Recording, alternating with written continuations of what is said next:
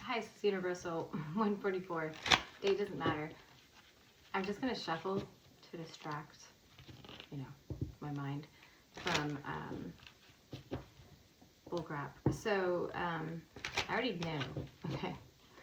And I've been intending to talk about what I wrote. Everything has timing, yes. But at the same time, a lot of people make the huge mistake of waiting for the perfect,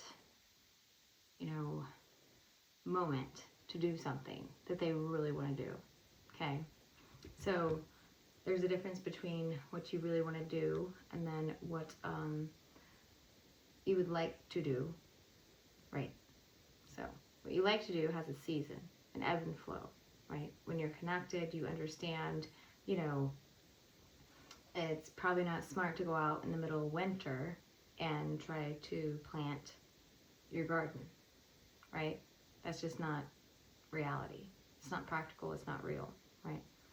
But they get that confused with their passion and what makes them just happy to where they get into this flow state. And they think, well, maybe now's not the right time.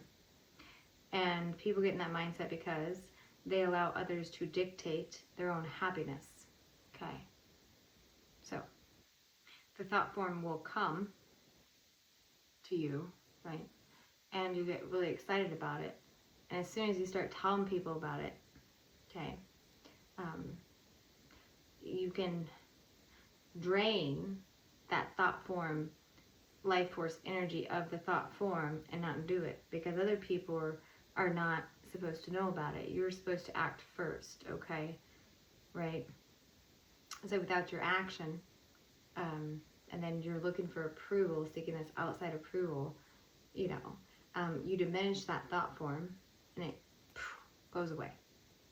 You no longer want to do it because you just gave away the willpower of it that you had to do it to everybody that you spoke to about because you didn't believe in yourself.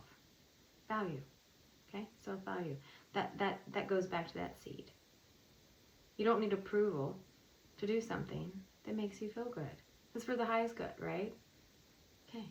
Yeah. So sometimes people, a lot of time, anytime I'm talking to you guys about something, it's because I've already made the mistake. Okay? So I'm not sitting here like reprimanding you. I'm telling you through experience so that you can do more and see it when it's there. So, and this can be in any aspect of your life, right? People will attempt to make things work. Okay. Well, there's your problem. Things do work if you just back off. Okay. That's the flow, right?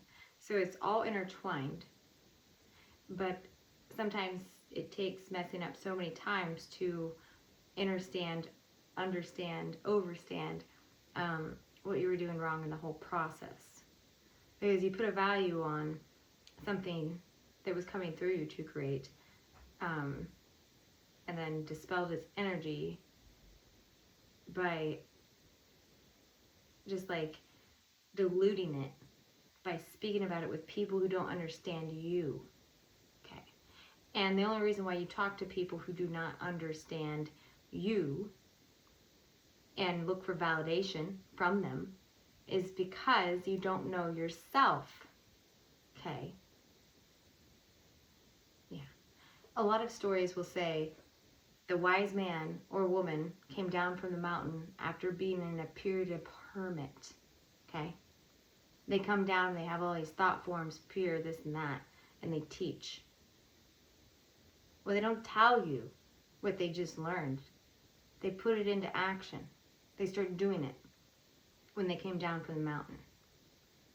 And everybody thought they were probably dead or something, but they were having their hermit stage, their moment with self, grounding, whatever spiritual, what it was, whatever, And they started doing things.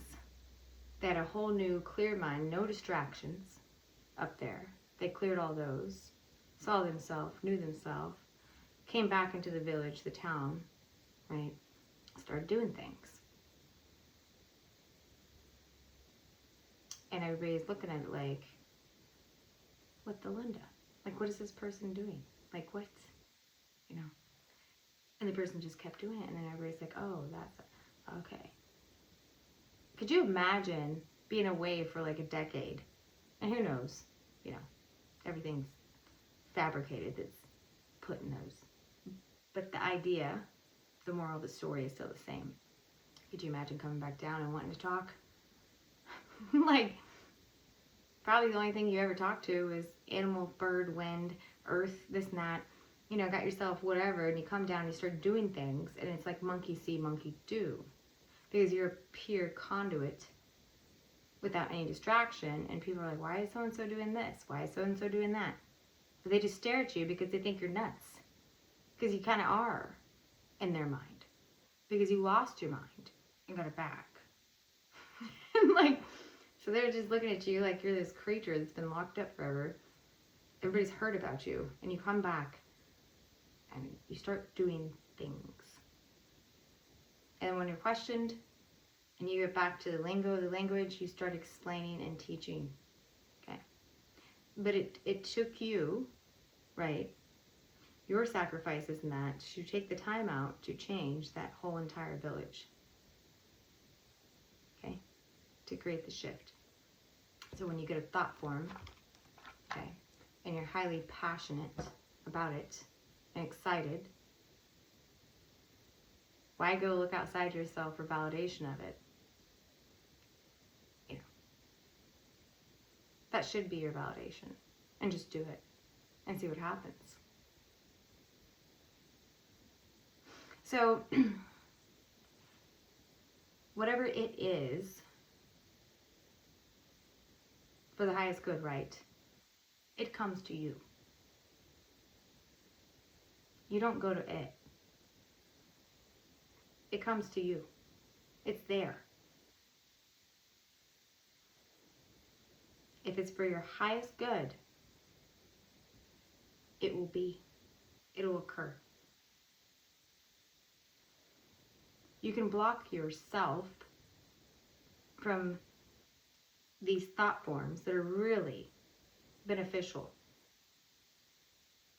by asking people who seem to have a status of yea or nay their opinion. They would have thought about this if it was to be them to implement that. They're in a position of authority that they don't have any authority, you know. They just hold a position and you want to ask them. But they never had that thought form and they tell you you're crazy. And that would never work because of blah, blah. That's what's wrong with them. That's why they need to step down. I'm not talking, you know, physically, but they need to step down and quit telling people what to do and diluting your thought form and other people thought form, you know, that's pure, you know, without all this program of crap because you can't do something because of this law. Well, get rid of it. Why did we create that law? What? If this is a really good idea and it would benefit humanity as a whole, why is there a law saying we can't do it? Because somebody is in fear of being sued? We've become that, huh? Everybody's afraid of what if? Step down. Let me do my job. Okay? Whew. Some crazy, this is some queen energy here. Queen and king energy. So, when you know yourself, right, and you don't doubt, you're not going to go to somebody and be like, may I? It's natural. Would you, like, just look at it this way. Would you, and they programmed us like this in school. You have to raise your hand and ask to go to the bathroom. Your body is doing a natural function, okay? Sometimes you're raising your hand and your teacher is in their freaking ego. They don't even see you because they're at the board writing with their back to you. And before you know it, you shit your pants. Wouldn't common sense tell you that you don't have to raise your hand and ask permission to leave and go take a shit? Same concept. That's gross. I don't, but it's the same thing. It's the same thing, okay? Why are you asking to go do a normal bodily function that can harm you if you hold it in and wait for permission to do it? It ruins your gastrointestinal health when, you know, you just hold stuff. Same thing with voiding, okay? Okay? When you hold, you're, and this happens in medical to all of us, women who are, you know, and men, I guess, working, and we can't even go to the bathroom, you know, to relieve ourselves and let our kidneys do what they're supposed to be doing and empty our bladder. We end up with issues that we shouldn't be having at a certain age. And it's from holding it. It sends a signal, like no exit, and so it sends signals to the kidneys, this and that. Okay, we gotta hold it and this and that. What are we gonna do with all these like microbes and stuff? UTIs happen very often, okay? You're holding something that is the waste that your body's already cleansed in when it wants to get rid of it, and so it sits there. What do you think is going to happen? You're going to have bladder problems. You're going to have bladder cancer. A lot of women in medical end up with this. Nobody wants to look into that though. But I'm not here to tell you what to look into. I'm here to confirm to you that your thought form is verified already if you're excited about it, and you don't have to go get validation from other people who have the power to be bringing this to the table as well. Monkey see, monkey do. What you do in silence and people are viewing, like what's so-and-so doing, they all get it because you're not defending something that's natural. You left the classroom, came back, teacher didn't even know you were gone when they turned around after writing that whole thing. If you would have waited in the classroom, raising your hand saying I have to crap, and by the time the teacher turned around, you already shit your pants, now you're in embarrassment. Okay? Because you didn't go do what your body was just telling you to go do anyway. And that causes, you know, trauma. And then nobody wants to be your friend at lunch or sit by you. Because you're labeled in 2nd grade the kid who shit their pants. That's all I have.